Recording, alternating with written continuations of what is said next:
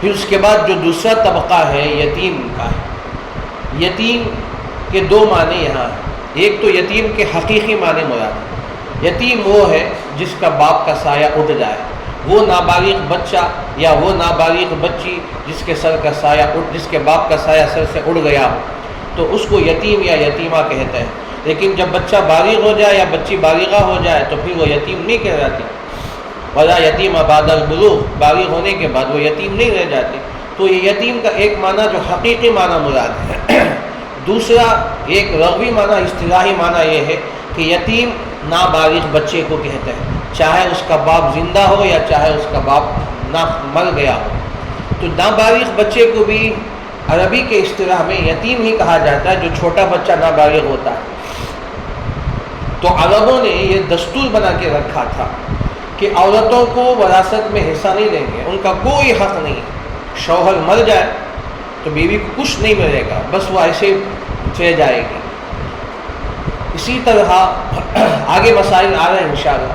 تو پھر دوسرا یتیم ہو، نابالغ بچے ہو، تو انہوں نے ایسا عمدہ قانون، ایسا عمدہ اصول بنا کے رکھا تھا کہ فرمایا کہ مرد بچہ بھی ہو تو اس کو دیں گے وراثت میں حصہ، اس کو ملے گا جو گھوڑے کے پیٹھ پر سوار ہونے کے قابل ہو۔ یہ ان کا اصول تھا۔ کیوں؟ وہ بچہ اگر اتنا قابل ہو، اتنا ہمت والا اور طاقت والا ہو کہ گھوڑے کے پیٹھ پر سوار ہو سکتا ہے یا بھاگتے ہوئے گھوڑے کے پیٹھ پر سوار ہو سکتا ہے اور وہ جنگ کے قابل ہو، تو ایسے آدمی کو وراثت میں حصہ ملے گا۔ اب ظاہر بات ہے جو بچے چھوٹے ہوتے ہیں، نابالغ ہوتے ہیں، چاہے اس کا باپ زندہ ہو یا مر گیا ہو، تو اس کو وراثت سے محروم کر دیا جاتا تھا۔ اللہ کے نبی صلی اللہ علیہ وسلم کے پاس ایک عورت آئی جس کی 2 بیٹیاں تھیں اور ایک چھوٹا سا بیٹا تھا۔ ان کے شوہر جنگ احد میں شہید ہو گئے تھے۔ جیسے شوہر شہید ہو گیا، ان بچوں کے باپ شہید ہو گئے، تو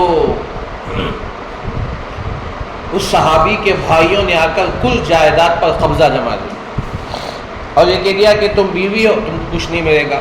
اب یہ بیٹیاں ہونے کی وجہ سے ان کو بھی کچھ نہیں ملے گا۔ اب بیٹا چھوٹا ہے، نابالغ ہے، اس حیثیت سے یہاں کے قانون کے مطابق ان کو بھی نہیں ملے گا۔ پورے جائیداد پر انہوں نے قبضہ کر لیا۔ یہ عورت بڑی پریشان ہو گئی، اس کے پاس تو کچھ نہیں تھا۔ اب 2 بیٹیاں بالغہ ہیں، شادی کے قابل ہیں، اب شادی کرنے کے لیے کچھ بھی نہیں ہے۔ یہ روتی ہوئی اللہ کے نبی صلی اللہ علیہ وسلم کی خدمت میں حاضر ہوئی۔ اللہ کے نبی صلی اللہ علیہ وسلم خاموش ہو گئے، اس کو بٹھا دیا۔ چونکہ اللہ کے نبی صلی اللہ علیہ وسلم جب کسی بات پہ خاموش ہو جاتے ہیں تو وحی کا انتظار ہوتا ہے، جبرائیل کے آنے کا انتظار ہوتا ہے، اللہ کے حکم کا انتظار ہوتا ہے۔ چنانچہ تھوڑی دیر کے بعد وحی کی کیفیت شروع ہوئی، حضرت جبرائیل امین علیہ السلام تشریف لائے اور یہ پیغام سنائے۔ آگے کی آیت آ رہی ہے، لِلرِّجَالِ نَصِیبٌ مِّمَّا تَرَكَ الْوَالِدَانِ وَالْأَقْرَبُونَ يُوصِيكُمُ اللَّهُ فِي أَوْلَادِكُمْ لِلذَّكَرِ فَمِثْلُ حَظِّ الْأُنثَيَيْنِ۔ یہ آیتیں وراثت کے پورے مسائل لے کر آئے۔ اللہ کے نبی صلی اللہ علیہ وسلم نے ان کو بلایا اور کہا کہ دیکھو یہ مرحوم کی بیوی ہے، ان کو 8واں حصہ ملے گا، پھر بقیہ بیٹے کو 2 حصہ ملے گا، بیٹیوں کو 1 حصہ ملے گا۔ اس کے بعد جو کچھ بچ جائے عصبہ کے طور پر تم کو مل جائے گا، بھائیوں کو ملے گا، مرحوم کے بھائیوں کو ملے گا جو عصبہ ہوتے ہیں۔ تو یہ مسائل آگے آ جائے۔ تو اسلام آنے کے بعد، ان آیتوں کے نزول کے بعد، تو اللہ تبارک و تعالیٰ نے ان کے تمام مسائل کو حل فرمایا، اور سب سے زیادہ شریعت نے جو احسان کیا ہے ان 2 طبقوں پر۔ اب جو آیت پڑھی گئی ہے، اب یہ چند مقدمے کے طور پر میں نے چند باتیں آپ کے سامنے عرض کی۔ اب جو آیت ہے وَإِنْ خِفْتُمْ أَلَّا تُقْسِطُوا فِي الْيَتَامَىٰ، یہ زمانہ جاہلیت کے ایک طریقے کے تردید میں اللہ نے یہ آیت نازل فرمائی۔ زمانہ جاہلیت میں طریقہ ہوتا تھا کہ اگر کوئی بالغہ لڑکی، اگر کوئی یتیمہ بچی ہوتی، اس کا باپ مر گیا، چھوٹی سی بچی ہے، اگر وہ خوبصورت ہوتی اور اس کے جائیداد بہت زیادہ ہوتا تو وہ اس کو لیتے، اور جیسے ہی وہ بچی بالغہ ہوتی یا تو خود شادی کر لیتے یا اپنی بہو بنا لیتے۔ کیوں؟ ان کی نیت کیا ہوتی تھی کہ وہ پورے جائیداد ہمارے پاس رہ جائے۔ اگر خود شادی کر لیتے تو کرنی ضرورت ہوتی تو کر لیتے، ورنہ پھر اپنے بیٹے کے ساتھ نکاح کر دیتے تاکہ وہ پوری جائیداد اس کے پاس ہو۔ اسلام آنے کے بعد اسے منع فرمایا اگر یہ نیت ہے تو تمہاری نیت بد نیت ہے، بد نیتی ہے تو جائز نہیں۔ وَإِنْ قِفْتُمْ أَلَّا تُقْسِطُوا فِي الْيَتَامَىٰ، اگر تمہیں خوف ہو کہ تم یتیم بچیوں کے ساتھ انصاف نہیں کر سکو، یہ ان کے ارادے ہوتے، اگر بچی یا یتیم بچہ ہوتا یا بچی خوبصورت نہیں ہوتی یا باپ کی جو جائیداد ہے وہ زیادہ مال نہیں ہوتا تو پھر اسے کچھ دے کے اسے کیا کرتے، بالغ ہونے کے بعد اسے کہیں واپس کر دیتے۔ تو اس طرح اس طبقے کے ساتھ بڑا ظلم ہوتا تھا اور ان کے مال کو، ان کی جائیداد کو ہڑپ کر لیا جاتا۔ آگے ایک صفحے کے بعد وہ آیت آ گئی، ان الذین یأکلون اموال الیتامی ظلما انما یأکلون فی بطونہم نارا، وہ لوگ جو یتیموں کا مال ناحق کھاتے ہیں، ظلماً کھاتے ہیں، سن لو یأکلون فی بطونہم نارا، وہ تم یتیموں کا مال نہیں کھا رہے ہو، جہنم کے انگاروں کا اپنے پیٹ میں بھر رہے ہو، وسیصلون سعیرا، دہکتی ہوئی آگ میں داخل ہو جاؤ۔ بڑی خطرناک آیت، بہت سخت آیت اللہ نے ان کے بارے میں نازل فرمائی، جو اس طرح یتیموں کا مال ناحق کھاتے ہیں تو جہنم کی آگ بھر رہے ہیں۔ وہ تفسیر بھی انشاءاللہ قریب میں آ رہے ہیں۔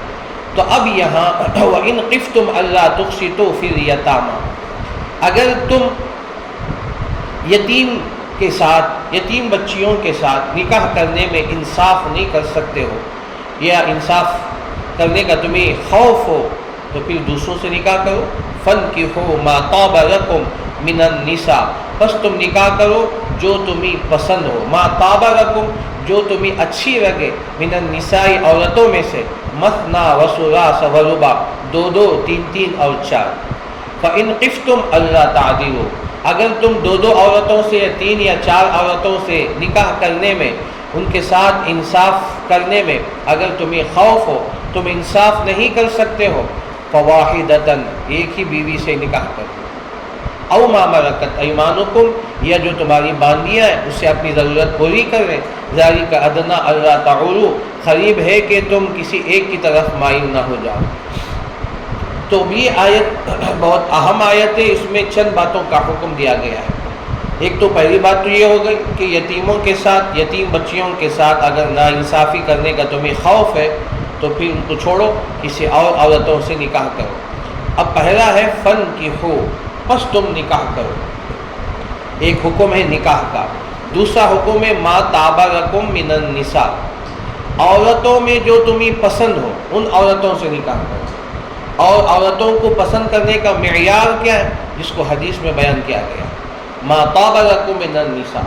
پھر اس کے بعد تیسری بات فرمایا کہ ایک سے زائد نکاح کرنا ہو تو تمہیں دو دو، تین تین، چار تک تمہاری حد ہے تو دو دو، تین تین، چار تک نکاح کر سکتے ہو۔ تو پھر یہ تیسرا مسئلہ ہے۔ پھر اس کے بعد فرمایا فَإِنْ خِفْتُمْ أَلَّا تَعْدِلُوا، فَإِنْ خِفْتُمْ، اگر ایک سے زائد بیویاں تو تم ان کے درمیان انصاف نہیں کر سکتے، عدل نہیں کر سکتے ہو تو پھر ایک پر اکتفا کرو، فواحدۃ، ایک پر اکتفا کرو، یہ تمہارے لیے بہتر ہے۔ ذالک ادنیٰ الا تعولوا، قریب ہے کہ تم کسی ایک کی طرف مائل ہو جاؤ۔ اب پہلا مسئلہ ہے نکاح کا، فَانْكِحُوا مَا طَابَ فَانْكِحُوا، بس تم نکاح کرو۔ نکاح اسلام کا ایک اہم عبادت ہے، جسے نماز، روزہ، قرآن کی تلاوت، حج اور عمرہ، زکوٰۃ، صدقہ و خیرات، انفاق فی سبیل اللہ عبادتیں ہیں، تو نکاح بھی ایک عبادت ہے۔ تو اللہ تبارک و تعالیٰ نے عبادت میں یہ دونوں چیزیں رکھیں، اس میں دین اور دنیا دونوں چیزیں مل جاتی ہیں۔ حدیث میں اللہ کے نبی صلی اللہ علیہ وسلم نے ارشاد فرمایا اذا تزوج العبد، یہ مسلم کی صحیح مسلم کی حدیث ہے، اذا تزوج العبد فقد استكمل نصف الدین فلیتق اللہ فی النصف الباقی۔ اللہ کے نبی صلی اللہ علیہ وسلم نے ارشاد فرمایا کہ جب بندہ نکاح کرتا ہے آدھا دین اس کا مکمل ہو جاتا ہے، تکمیل دین ہو جاتا، آدھا دین اس کا مکمل ہو گیا۔ فلیتق اللہ فی النصف الباقی، بقیہ آدھے دین کے بارے میں اللہ سے ڈرتے ہو۔ نکاح یہ تمام نبیوں کی سنت ہے، اور خود اللہ نے سورہ رعد میں تیرے بارے میں فرمایا وَلَقَدْ أَرْسَلْنَا رُسُلًا مِّن قَبْلِكَ وَجَعَلْنَا لَهُمْ أَزْوَاجًا وَذُرِّيَّةً، اے نبی جی ہم نے آپ سے پہلے بہت سے رسولوں کو، نبیوں کو بھیجا، وجعلنا لهم ازواجا وذریہ، ہم نے ان کے لیے بیویاں بنائی، اولاد بنائے۔ تو جتنے حضرات انبیاء علیہم السلام آئے انہوں نے نکاح بھی کیے، اور ایک سے زائد نکاح بھی، ان کی کئی بیویاں ہیں۔ وجعلنا لهم ازواجا وذریہ، اور ان کی کئی بیویاں ہیں۔ تو اللہ نے ان کے لیے بیویاں بھی بنائے اور ان کے ذریعے سے اولاد کا سلسلہ بھی اللہ نے جاری فرمایا۔ تو یہ تمام نبیوں کو ہم نے ان کو نکاح کا انتظام کیا ہے۔ اور اسی طرح فرمایا کہ یہ جو نکاح ہے، اللہ کے نبی فرماتے ہیں النکاح من سنتی، یہ نکاح میری سنت ہے، میرا طریقہ ہے۔ سنت کے معنی میرا طریقہ ہے۔ فمن رغب عن سنتی فلیس منی، جو میرے اس طریقے سے منہ موڑے گا، اس طریقے کو نہیں اپنائے گا تو وہ میری امت سے خارج ہو جائے گا۔ فلیس منی، وہ مجھ سے نہیں ہے۔ اور اسی طرح نکاح ایک ایسی عبادت ہے جو جنت میں بھی باقی رہتا ہے، اور بعض مفسرین نے یہاں تک لکھا ہے نکاح ایک ایسی عبادت ہے جو جنت میں شروع ہوئی ہے اور جنت میں بھی رہے گی باقی۔ حضرت آدم علیہ السلام پیدا ہوئے، اللہ نے ان کو پیدا کیا، جنت میں چلے گئے، جانے کے بعد جنت میں اکیلے تھے تو اللہ نے ان کو ان کی بیوی عطا فرمائی۔ حضرت حوا کے ساتھ نکاح فرمایا، اللہ نے نکاح فرمایا۔ تو وہاں سے یہ سلسلہ شروع ہوا ہے۔ پھر جب یہ دنیا ختم ہو جائے گی، اہل جنت جنت میں چلے جائیں گے، تو پھر اللہ تعالیٰ قاضی بن کر تمام جنتیوں کا نکاح فرمائے۔ اللہ نے سورہ طور میں فرمایا وَزَوَّجْنَاهُمْ بِحُورٍ عِینٍ، ہم ان کا نکاح کروائیں گے بڑی بڑی خوبصورت آنکھوں والی عورتوں کے ساتھ۔ تو خود اللہ تمام جنتیوں کا حور عین سے نکاح فرمائیں گے۔ وَزَوَّجْنَاهُمْ، اللہ فرماتے کہ ہم ان کا نکاح کریں گے، تو اللہ وہاں قاضی ہوں گے، تو اللہ نکاح وہاں پڑھوائیں گے اور اللہ تعالیٰ حوروں کے ساتھ نکاح کریں گے۔ اب دنیا کی جو بیویاں ہیں یہ ان حوروں کی ملکہ، ان حوروں کی سردار بن کر رہے گی۔ تو یہ نکاح ایسے اہم عبادت ہے کہ جس کا سلسلہ جنت سے شروع ہوا اور جنت میں باقی ہے۔ جنت میں جانے کے بعد نہ نماز ہے، نہ روزہ ہے، نہ کوئی عبادت نہیں، صرف ایک عبادت نکاح ہے، وہ باقی رہے گا۔ تو بہرحال ایک مستقل الگ عنوان ہے۔ تو یہاں فرمایا کہ فَانكِحُوا مَا طَابَ لَكُمْ، اور جامع ترمذی کی حدیث، مشکات کی حدیث ہے، اللہ کے نبی صلی اللہ علیہ وسلم نے ارشاد فرمایا اربع من سنن المرسلین، چار چیزیں ایسی ہیں جو تمام نبیوں کی سنت میں داخل، سنت کی جماعت، اربع من سنن المرسلین، تو چار چیزیں تمام نبیوں کی سنت ہے، الحیاء والنکاح والتعطر والسواک۔ فرمایا کہ حیا کا ہونا تمام نبیوں کی سنت ہے، نکاح کرنا تمام نبیوں کی سنت ہے، خوشبو استعمال کرنا نبیوں کا سنت ہے، مسواک استعمال کرنا تمام نبیوں کا طریقہ اور سنت ہے۔ اور دوسری حدیث میں اللہ کے نبی نے فرمایا کہ عشرۃ من الفطرہ، 10 چیزیں ایسی ہیں جو انسان کی فطرت میں داخل ہیں۔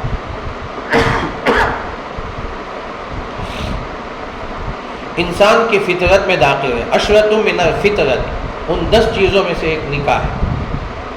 تو بہرحال بہت ساری احادیث، قرآن کی آیتیں اور احادیث بتا رہے کہ نکاح کریں، اور اللہ کے نبی صلی اللہ علیہ وسلم نے ارشاد فرمایا یا معشر الشباب من استطاع منکم الباءۃ فلیتزوج، اے نوجوانوں کی جماعت، جب تمہارے اندر نکاح کی طاقت ہو تو فانکحوا ما طاب لکم، فوراً کیا کرو، تم نکاح کرو، فلیتزوج، بس تم نکاح کرو۔ کیوں؟ فإنہ اغض للبصر وأحسن للفرج، اسے کہ آنکھوں کو نیچا کرنے والی اور شرمگاہ کی حفاظت کرنے والی۔ ومن لم یستطع، جو فی الوقت نکاح نہیں کر سکتا، کوئی عذر ہو، فعلیہ بالصوم، اسے چاہیے کہ روزہ رکھے، فإن لہ وجاء، اس لیے کہ وہ اس کے لیے شہوت کو توڑنے والی چیز۔ تو اللہ کے نبی صلی اللہ علیہ وسلم نے نکاح کی ترغیب فرمائی یا معاشر الشباب من استطاع منکم الباءۃ فلیتزوج، تو نکاح کا حکم دیا گیا ہے۔ تو یہ نکاح تمام نبیوں کی سنت ہے، یہ پہلی بات ہے، فانکحوا ما طاب، فانکحوا۔ اب آگے فرمایا ما طاب لکم من النساء، عورتوں میں جو تمہیں پسند ہو، یہ دوسرا مضمون ہے، عورتوں میں جو تمہیں پسند ہو ان سے نکاح کرو۔ اب پسند کا معیار کیا ہے؟ ہمارے پاس صرف ایک ہی معیار ہے، وہ حسن ہے۔ عام طور سے ہم حسن کو معیار بناتے ہیں، لیکن حدیث میں اللہ کے نبی صلی اللہ علیہ وسلم نے ارشاد فرمایا، مشہور حدیث ہے، تنکح المرأۃ لأربع، عورتوں سے نکاح کیا جائے گا 4 چیزوں کی وجہ سے، لجمالہا ولحسبہا ولمالہا ولدینہا فاظفر بذات الدین، کہ اس کے جمال کی وجہ سے، اس کے مال کی وجہ سے، اس کے حسب و نسب کی وجہ سے، اس کی دین کی وجہ سے۔ اور اللہ کے نبی نے فرمایا ان 3 چیزوں کو چھوڑو، نظر انداز کرو، لیکن دین کو اپناؤ۔ وَلِدِينِهَا فَاظْفَرْ بِذَاتِ الدِّينِ، دین والی عورت، جو دیندار عورت ہے، دیندار گھرانوں کی عورت ہے، تو ایسی عورتوں کا انتخاب کرو۔ اگر دینداری کے ساتھ حسن بھی اگر شامل ہو جائے تو فبیہا و نعمت ہے، اگر دینداری کے ساتھ حسب اور نسب بھی ہو جائے تو یہ فبیہا و نعمت ہے، دینداری کے ساتھ مال اگر آ جائے تو بھی فبیہا و نعمت ہے۔ لیکن ہمارا جو معیار ہونا چاہیے وہ دین کی بنیاد پر، ہم جس عورت کے نکاح کا انتخاب کریں گے وہ دین کی بنیاد پر، کہ عورت دیندار ہو اور ان کے گھرانہ دیندار ہو، جو پردہ اور اس کا اہتمام کرنے والے، تو ان گھروں کا ہمیں انتخاب کرنا چاہیے۔ عام طور سے ہر ایک عورتوں کے نکاح کے متعلق تو ساری چیزوں کی تو تحقیق ہوتی، خاندان کیا ہے، یہ کیا پڑھی ہے، وہ کیا ڈگری ہے، وہ فلاں ہے کیا، لیکن قرآن پڑھی ہے یا نہیں ہے، اسے دینی معلومات ہے یا نہیں ہے، دعائیں مسنون دعائیں یاد آئی نہیں، نمازوں کا اہتمام کرتی ہے، یہ تو بہت کم پوچھا جاتا ہے۔ اس کے بارے میں تحقیق یا تو نہیں ہوتی یا تو ہوتی ہے تو بہت کم۔ تو اس سے ایسے عورتوں کا انتخاب کرو۔ تو یہ فرمایا کہ ما طاب لکم، فرمایا کہ ایک روایت یہ خیرات یہ کہ ما طیب لکم، جو تمہیں خوشگوار لگے، جو تمہیں اچھی لگے، تو ان سے نکاح کرو۔ تو یہ قرآن نے معیار بتایا کہ طابہ سے مراد اے من الدین، دین کے اندر تمہیں اچھی لگے، وہ دیندار گھرانے کی ہے، تو اس کے حسن و جمال کو مت دیکھو، اس کے مال کو مت دیکھو، بلکہ اس کے دین کو دیکھو، تو اس میں کامیاب ہوں گے۔ اس لیے کہ جب گھر کے اندر دیندار عورت آئے گی تو شوہر بھی دیندار بنے گا، گھر کا ماحول دیندار بنے گا، بچے جو ہوں گے تو وہ بھی دیندار ہوں گے، اس کے گود میں جو بچے پلیں گے وہ دین کی صحیح رہنمائی ان سے حاصل ہوگی۔ ورنہ اگر عورت کا انتخاب خدا نہ کرے صحیح نہ ہوا تو پھر ساری چیزیں بگڑ جائیں گی، گھر کا نظام درہم برہم ہو جائے گا اور ساری چیزوں میں اونچ نیچ ہو جائے گا، کسی چیز میں کسی چیز کی تربیت صحیح نہیں ہوتی۔ اس لیے کہ ماں کا گود ہی سب سے پہلا ہوتا ہے مدرسہ، تو اسے اگر اس کا انتخاب صحیح ہونی چاہیے۔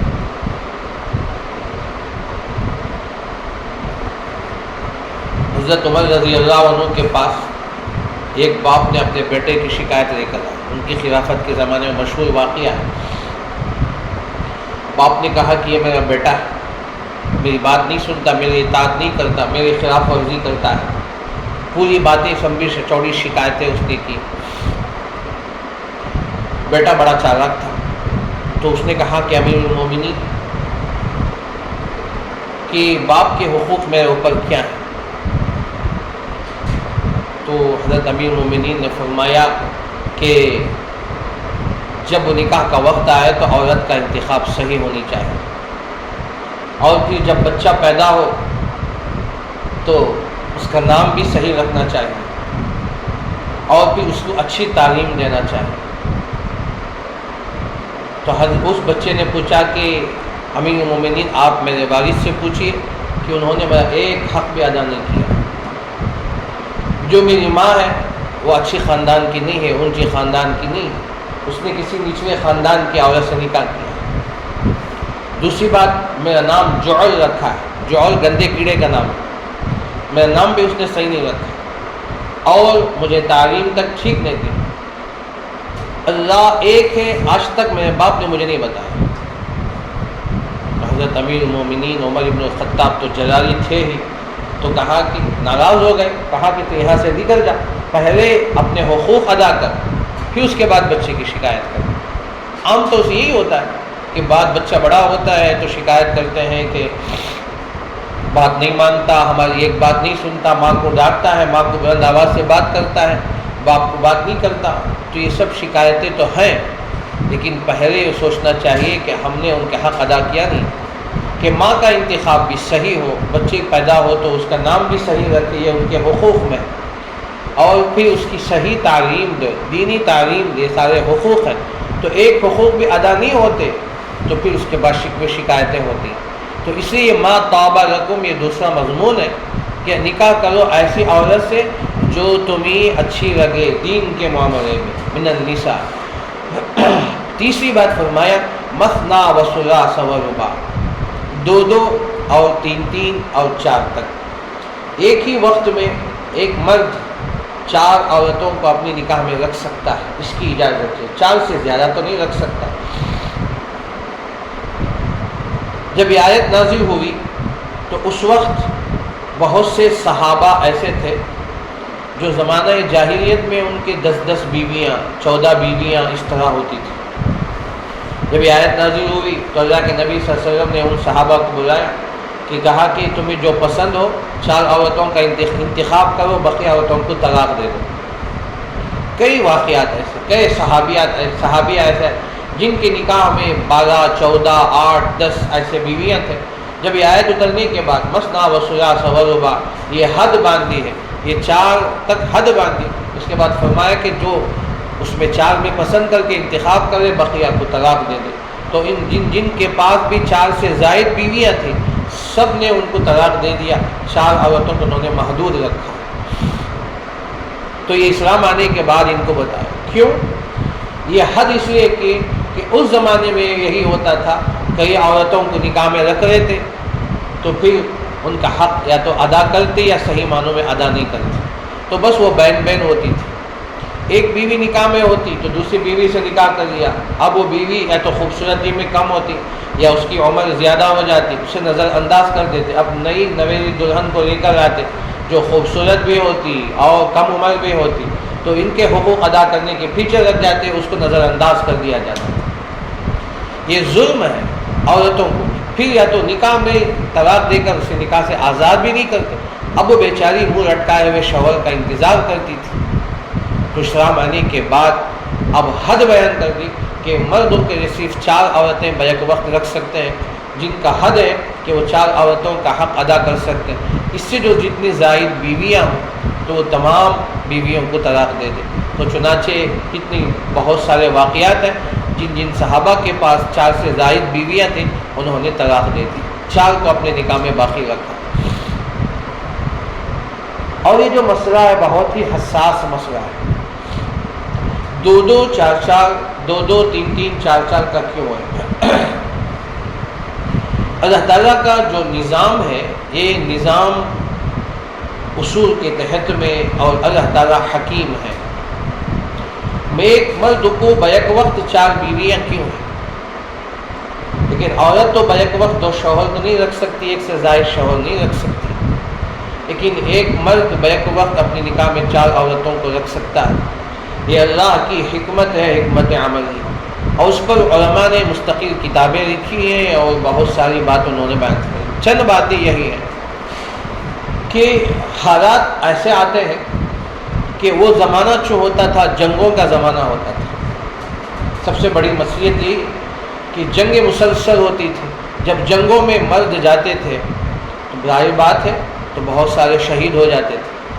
اب ان کی عورتیں بیوہ اور ان کے جو بچے ہوتے تھے وہ یتیم ہو جاتے تھے۔ اب ان عورتوں کے ضروریات تکفل کون کرے گا اور ان کے بچوں کے تکفل کون کرے گا؟ تو ایسے اگر تاریخ بھی دیکھا جائے اسلام آنے سے پہلے بھی ایسی جنگیں ہوئی ہیں، علماء نے کتابوں کے اندر لکھے ہیں کہ ایک وقت میں 6 لاکھ فوجی کو قتل کر دیا گیا، خطر عام ہوا ہے۔ پچھلے پورے واقعات دیکھا جائے ایک جنگوں میں 50,000 1 لاکھ 6 لاکھ تک ایسے مرد نوجوان جنگوں میں جاتے تھے، شہید ہو جاتے۔ اب 6 لاکھ چھوڑے، صرف 1 لاکھ کا بھی اگر بات کریں یا 50,000 کی بھی اگر بات کی جائے تو 50,000 نوجوان اگر شہید ہو جائے یا جنگوں میں قتل ہو جائے تو ان کے گھر کا کیا مسئلہ بنے گا؟ ان کی عورتوں کا تکفل کون کرے گا؟ تو اس لیے شریعت نے مردوں کو حکم دیا ہے جو مرد زندہ ہیں باقی ہیں، ان عورتوں کی عدت گزرنے کے بعد جو تمہیں پسند ہو ان کو 2 کوئی 3 کوئی 4 سے نکاح کر لیا جائے، کہ ان کی زندگی بچ جائے گی، ان کے گھرانہ بچ جائے گا، اور جو بچے یتیم ہیں جو بیوی کو جو عورت کے ساتھ جو بچے ہوں گے ان کا تکفل بھی ہو جائے گا۔ اور اس سے پہلے بھی حدیث آپ کے سامنے آ چکی ہے، جو بچوں کی کفالت کرتا ہے اس میں کتنی بڑی فضیلت ہے۔ تو ایک تو بیوی کا سہارا بھی ہو جائے گا، اس کی زندگی بن جائے گی، اور بچوں کا سہارا بھی ہو جائے گا۔ اگر یہ سلسلہ نہیں ہوگا تو کیا ہوگا؟ بدکاریاں، زنا عام ہو جائیں گے۔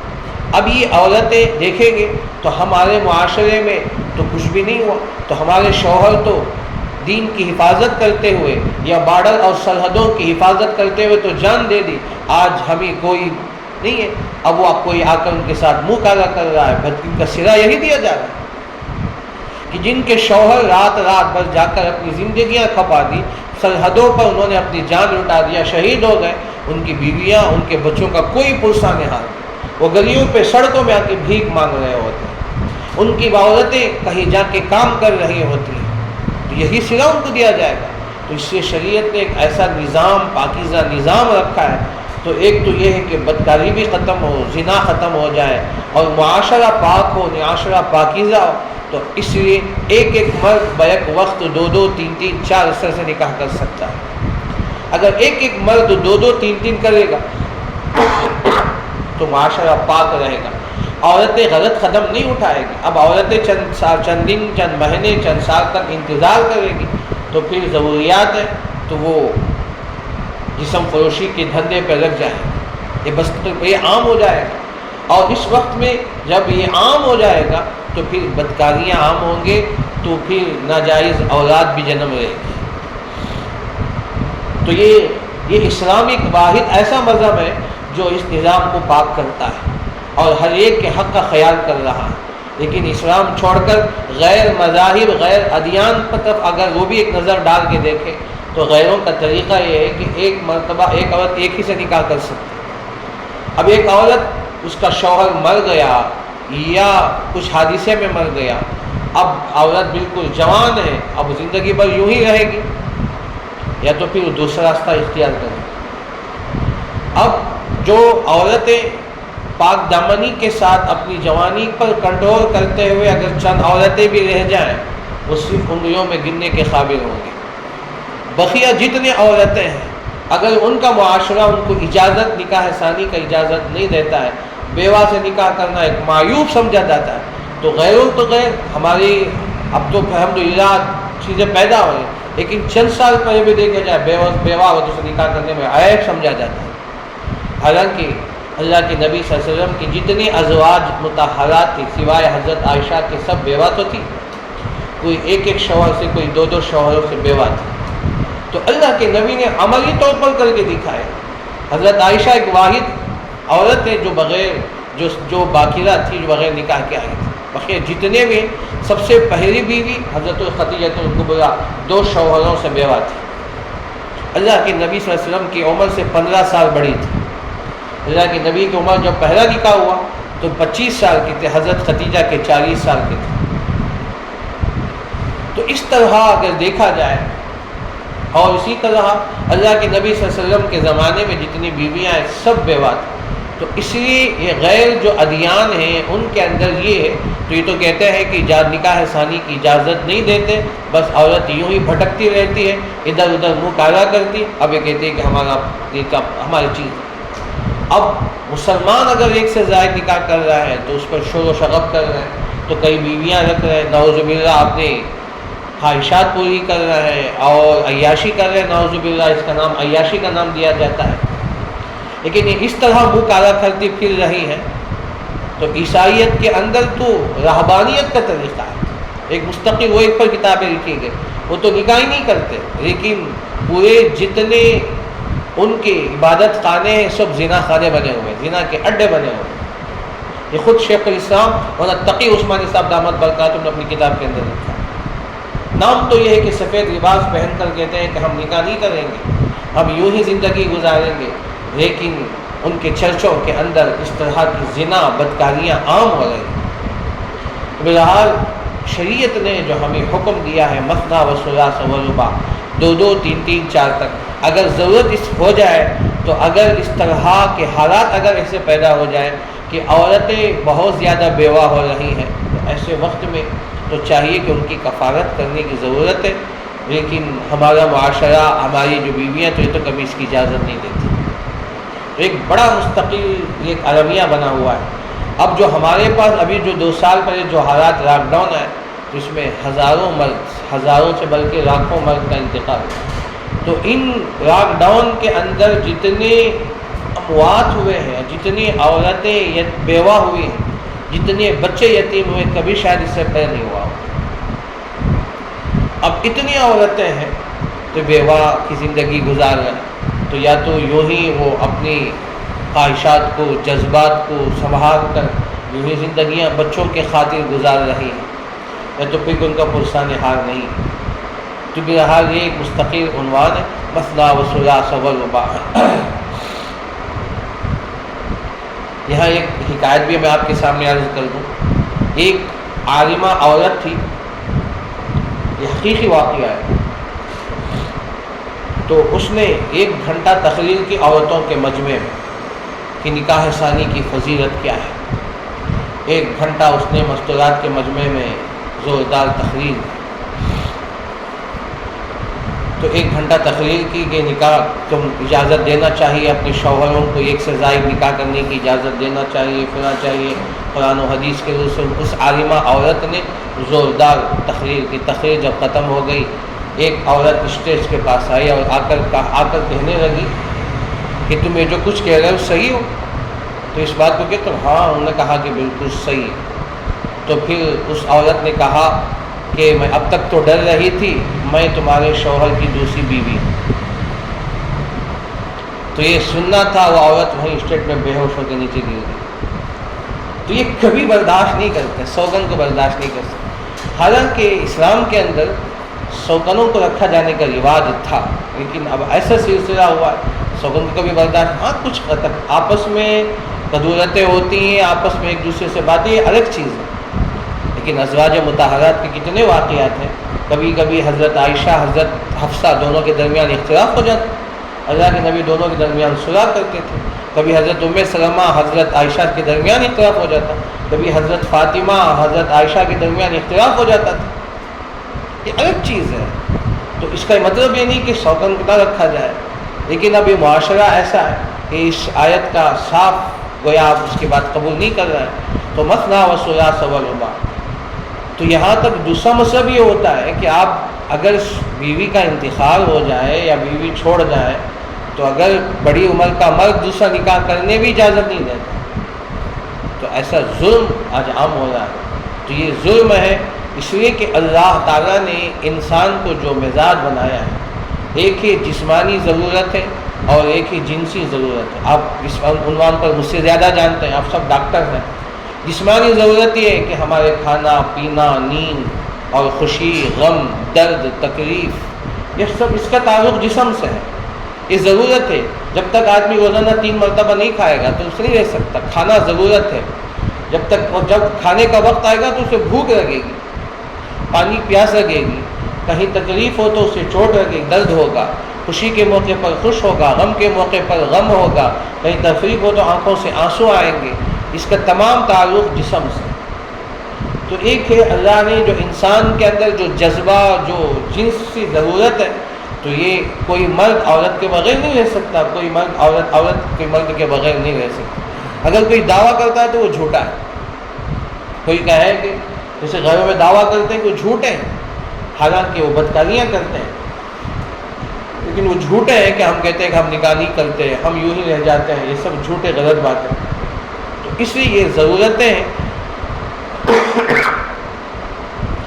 ایک تو یہ بات آپ کے سامنے ہے۔ دوسری بات یہ ہے کہ مثنیٰ و ثلاث و رباع میں نکاح کرنے کے بعد کبھی کبھی بیوی ایسی ہوتی ہے کہ جو مکمل طریقے سے شوہر کا ساتھ نہیں دے سکتی، بیماری کی وجہ سے، کوئی اور جسمانی کمزوری کی وجہ سے، یا اس کی صحت بگڑ گئی، یا وہ پھر بچہ جننے کے قابل نہیں رہی، اس کے رحم قبول نہیں کر رہا، تو ایسے وقت میں تو ضرورت ہے کہ شوہر کو بچہ چاہیے، اولاد چاہیے۔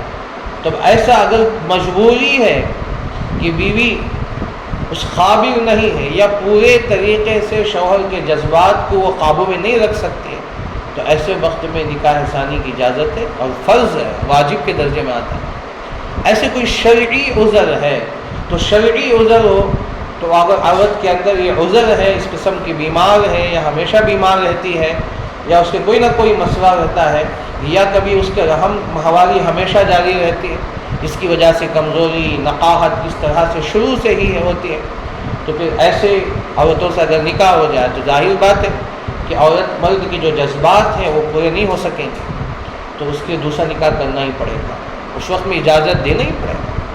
تو ایسی شرعی ضرورتیں بھی ہوتی ہیں، تو ایسے وقت میں اب قرآن کہتا ہے کہ مثنیٰ و ثلاث و رباع۔ اب جب ایک سے زائد نکاح کرتے ہیں تو اب یوں ہی نہیں، اس پر شرائط ہیں، احکامات ہیں، تو فرمایا کہ جب ایک سے زائد بیوی ہو تو دونوں کے درمیان عدل انصاف یہ بہت ہی اہم مسئلہ ہے۔ اس میں مرد عام طور سے فائل ہو جاتے ہیں، بیویوں میں انصاف بہت کم ہو جاتا ہے، تو اب اسے فرمایا مسئلہ یہ ہے، ایک بیوی ہے پہلے سے، اب اس کے بعد اس نے دوسرا نکاح کیا، تو اس وقت میں اب ایک عورت نئی نکاح میں آ رہی ہے، تو شروع کے پہلے کے 7 دن تو نئی بیوی کے پاس رہے گا، جب 7 دن مکمل ہو جائے اس کے بعد باری متعین ہے، ایک رات اس بیوی کے پاس، ایک رات اس بیوی کے پاس رہے گا، دن میں کہیں بھی جا سکتا ہے، کہیں بھی رہ سکتا ہے، کہیں بھی سو سکتا ہے، کہیں بھی کھا سکتا ہے، دن میں باری کا کوئی اعتبار، کہیں بھی کسی بھی بیوی کے پاس جا کے کھا سکتا ہے، رہ سکتا ہے، سو سکتا ہے، لیکن رات کی جو باری ہوگی تو رات کی باری برابر ہونی چاہیے۔ تو اس میں انصاف، اور دونوں کو جو حقوق ہیں، مکان، کپڑا، سکنا، مکان بھی جو پہلی بیوی کو دیا ہے دوسری بیوی کو وہی ہونی چاہیے، اور جو کھانا پہلی بیوی کو دیتا ہے اسی طریقے سے دوسری بیوی کو دینا چاہیے، پہلی بیوی کو جو کپڑا ہے اسی قیمت کے کپڑے اسے بھی دینا چاہیے، پہلی بیوی کے پاس جس قیمت کے زیورات ہیں، جتنے سورن کے زیورات ہیں اتنا اسے دینا چاہیے، یہ حقوق برابر ہو، اور پھر ہر اس میں حقوق برابر ہو، تو فرمایا شب باشی میں برابر۔ اب سفر میں جانا ہو خلا اندازی کی جائے گی، یہ خلا اندازی کب ہوگی؟ 2 سے زائد بیویاں ہوں، 2 ہو تو کوئی مسئلہ نہیں، ایک مرتبہ سفر میں اس بیوی کو لے کر جائے گا، دوسری مرتبہ دوسری بیوی کو لے کر جائے گا، پھر پہلی بیوی کو لے کر جائے گا، لیکن 2 سے 3 ہیں یا 4 ہیں تو خلا اندازی ہو، جس کا نام نکل آئے گا اسے لے کر جانا ہے سفر میں۔ اللہ کے نبی صلی اللہ علیہ وسلم کی یہی سنت تھی، اللہ کے نبی جب سفر جہاد ہوئے سفر میں نکلتے تھے آپ خلا ڈالتے تھے، خلا اندازی ہوتی تھی، تو اللہ کے نبی صلی اللہ علیہ وسلم جس کا نام نکل آتا تھا اسے سفر میں لے کر جاتے تھے۔ یہ سارے مسائل، اور اصل کے بعد اللہ کے نبی صلی اللہ علیہ وسلم تمام بیویوں کے پاس وقت دیتے تھے، تمام کے پاس، گھر میں جاتے برابر 10 منٹ یا 15 منٹ یہاں بیٹھتے، دوسری بیوی کے پاس 10 منٹ 15 منٹ برابر بیٹھتے تھے، ہر ایک کے پاس جاتے، تھوڑی دیر بیٹھ کر تنہائی میں ان سے بات کرتے، وہ جو کچھ بھی کھانے یا پینے کی چیز ہوتی بیویاں اٹھا کر تیار سے رکھتے تھے کہ شام میں شوہر ہمارے آئیں گے تو ان کے ساتھ کھاتے، کچھ باتیں ہوتی، 10 منٹ برابر، تو پھر ان کو دوسرے کے پاس جاتے تھے۔ تو یہ اس طرح اگر عدل ہو، انصاف ہو، اگر کوئی یہ انصاف کرنے والا مرد ہو اور دونوں کو برابر 2 سے 2 آنکھیں گویا 2 بیویاں، تو اس انداز سے اگر رکھے گا تو پھر اسے شریعت اسے اجازت دیتی ہے۔ یہ ان لوگوں کے لیے منع ہے جو بیویاں تو کر لیتے ہیں لیکن پہلی بیوی بوڑھی ہو گئی، عمر زیادہ ہو گئی، حسن خوبصورتی کمی آ گئی، اب اسے چھوڑ کر پہلی نئی آنے والی کم عمر والی کی طرف آدمی توجہ زیادہ دے رہا ہے، تو اس کی اجازت بالکل نہیں ہے۔ اگر بیوی پہلی بوڑھی بھی ہو جائے تو باری برابر ہے، عمر زیادہ بھی ہو تو برابر اس کے ساتھ باری دینا پڑے گا، ورنہ کل قیامت کے دن حدیث میں فرمایا، بخاری کی حدیث ہے، اللہ کے نبی صلی اللہ علیہ وسلم نے ارشاد فرمایا جس کی 1 سے زائد بیویاں ہوں اور ان کے ساتھ وہ حقوق تلفی کرتا ہو، ناحق تلفی کر رہا ہو، تو کل قیامت کے دن آئے گا تو ایک طرف اس کا جھکا ہوا ہوگا، ایک پہلو جھکا ہوا ہوگا، اس حالت میں کل قیامت کے دن آئے گا، سارے لوگ دیکھ کر پہچان لیں گے جس کی زائد بیویاں تھیں اس نے اس کے ساتھ ایک کے ساتھ برابری نہیں کی، ایک کے ساتھ زیادتی کی۔ یہ سخت مسائل، باغیاں متعین ہوں۔ حضرت حکیم الامت حضرت تھانوی رحمۃ اللہ علیہ کی بھی 2 بیویاں تھیں۔ حضرت اصل کے بعد اسی طرح اللہ کے نبی کے سنت کے مطابق اصل کے بعد جاتے 20 منٹ برابر دیکھتے تھے، 20 منٹ بیوی کے پاس بات کرتے، جیسے 20 منٹ ہوتے تو فوراً دوسری بیوی کے پاس جاتے۔ ہم ابھی گزشتہ سال میں دیوبند گیا تھا، تھانہ بھون میں گیا تھا، تو حضرت کا وہ مکان دیکھ کے آیا، 2 مکان میں 2 کمرے ہیں، دونوں کے راستہ ہے کہ دونوں بیویاں ساتھ رہتی تھی، ایک گھر میں ایک بیوی، ایک گھر میں ایک بیوی رہتی۔ اندر باہر کا راستہ تو ایک ہوتا تھا، لیکن اندر جانے کے بعد دو راستے الگ الگ تھے ایک بیوی کے لیے۔ اوپر کے حصے میں حضرت کا حصہ ہوتا تھا، سامنے ایک حصہ ہے جہاں حضرت بیٹھ کر کتابیں لکھتے تھے، ہم دیکھ کر آئے۔ تو یہ حضرت اتنے اصول کے پابند تھے،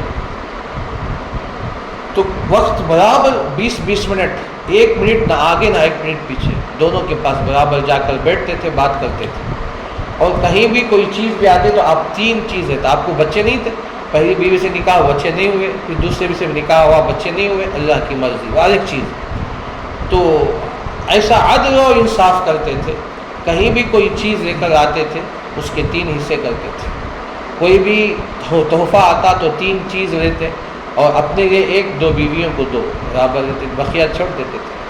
کوئی پھل آتا تو اسے چوڑے طرف میں نہیں کاٹتے تھے بلکہ کھڑا کر کے سیدھا اس طرح کاٹتے تھے پھل، اس لیے کہ اگر چوڑا پن میں کاٹیں گے تو ایک طرف میٹھا ہوگا ایک طرف میٹھا کم ہوگا، تو اسے حضرت نے یہ اصول بنایا کہ پھل کو سیدھا کھڑا کر کے یوں کاٹتے تھے تاکہ ایک طرف آدھ میٹھا بھی ہو کھٹا بھی ہو کھارا بھی ہو، ایک طرف میٹھا بھی ہو، تو اس طرح پھل کاٹتے تھے۔ تو اتنا انصاف توڑ کر ایسے لوگ دنیا میں ڈھونڈنے سے بھی نہیں ملیں گے۔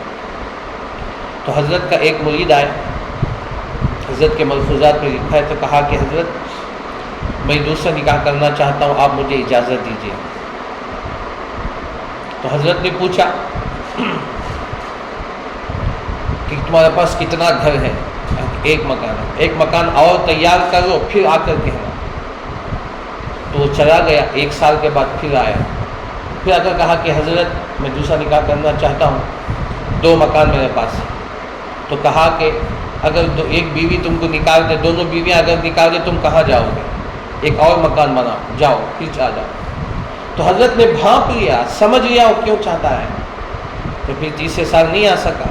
تو مطلب یہ کہ وہ آدمی حضرت نے دیکھ کر اسے پہچان لیا کہ وہ انصاف عدل نہیں کر سکتا ہے، تو حضرت نے اجازت نہیں دی۔ تو اس لیے عدل کی اگر طاقت ہو، انصاف کرنے کی اگر طاقت ہو مالی اعتبار سے اور تمام میں دونوں کو برابر اگر انصاف کے ساتھ رکھ سکتا ہے تو پھر 1 سے زائد بیویاں کرنے کی اجازت ہے۔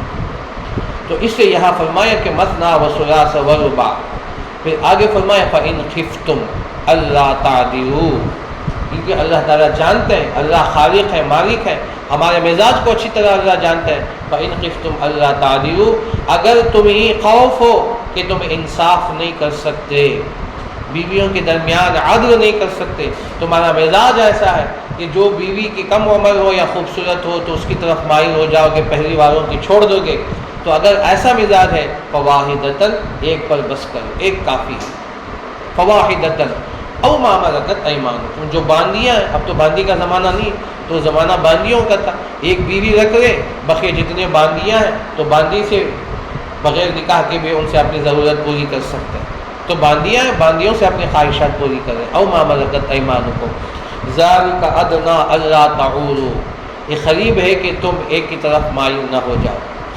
تو یہ اللہ تعالیٰ نے ایک آیت، اتنی جامع آیت اور اتنی مفصل آیت ہے جس کے اندر بہت ساری تفسیرات ہیں، میں نے مختصر کر کے میں نے چند باتیں آپ کو بتائیں، بہرحال یہ اہم ہے۔ اب بعض لوگ تو یہ جذبے میں آتے ہیں کہ ہم 1 سے زائد نکاح کر لیں، ضرورت ہے، ٹھیک ہے، لیکن پہلے یہ بھی تو سوچے کہ ہم ان کا حق ادا کر سکتے ہیں یا نہیں، عدل و انصاف کر سکتے ہیں یا نہیں۔ اور ایک شق یہ بھی ہوتا ہے کہ اللہ نے بعض مردوں کے اندر یہ صلاحیت رکھی کہ ایک بیوی ان کے لیے کافی نہیں ہوتی، ایسے بھی بہت سارے واقعات ہیں۔ اس اعتبار سے جو جنسی تعلقات ہیں بعضوں کے اندر زیادہ ہوتا ہے، ہیجان زیادہ ہوتا ہے، ایک بیوی ان کے لیے ناکافی ہوتی ہے، ایسے بعض شکایتیں بھی آئی ہیں۔ خود ہمارے ایک محلے میں ایک شکایت ایسے آئی کہ ایسا مرد تھا، اسے ہر دن اس کی ضرورت تھی، تو بیوی اس کا ساتھ نہیں دیتی تھی، صرف اس بنیاد پر دونوں میں طلاق ہو گئی۔ اب وہ کہہ رہا ہے کہ مجھے ہر دن چاہیے، دن میں بھی چاہیے، رات میں بھی چاہیے، اب وہ ساتھ نہیں دے سکتی، اب دن میں بھی غسل کرے اور شام میں بھی غسل کرے، طبیعت کیا ہوتی؟ تو عورت اس کا صحیح ساتھ نہیں دے سکتی، لیکن مرد کے اندر اتنی طاقت ہے، ایک بیوی اس کے لیے کافی نہیں ہے، تو ایسے وقت میں سے دوسرا نکاح کر سکنے کی اجازت ہے۔ اس بنیاد پر چند سال پر ایک نکاح طلاق ہو گئی، تو ایسے مسائل بھی آتے ہیں۔ تو یہ تمام شریعت نے ہمارے مزاج کا، ہمارے تمام چیزوں کی صلاحیت کو رکھ کر اللہ تعالیٰ نے مثنیٰ و ثلاث و رباع کی اجازت دی ہے، لیکن شرط بھی یہ ہے کہ جب ایک سے زیادہ دائے دو تو پھر اس کے مسائل، اس کے احکامات، اس کے عدل و انصاف یہ بھی بے حد ضروری ہے، ورنہ پھر پکڑے جاؤ گے۔ دنیا کے اندر بھی خوشیاں نہیں ہوگی لیکن آخرت میں تو پکڑے جاؤ گے۔ اللہ تعالیٰ سے دعا کیجیے کہ اللہ تعالیٰ مجھے آپ تمام کو سنی باتوں سے زیادہ عمل کی توفیق عطا فرمائے۔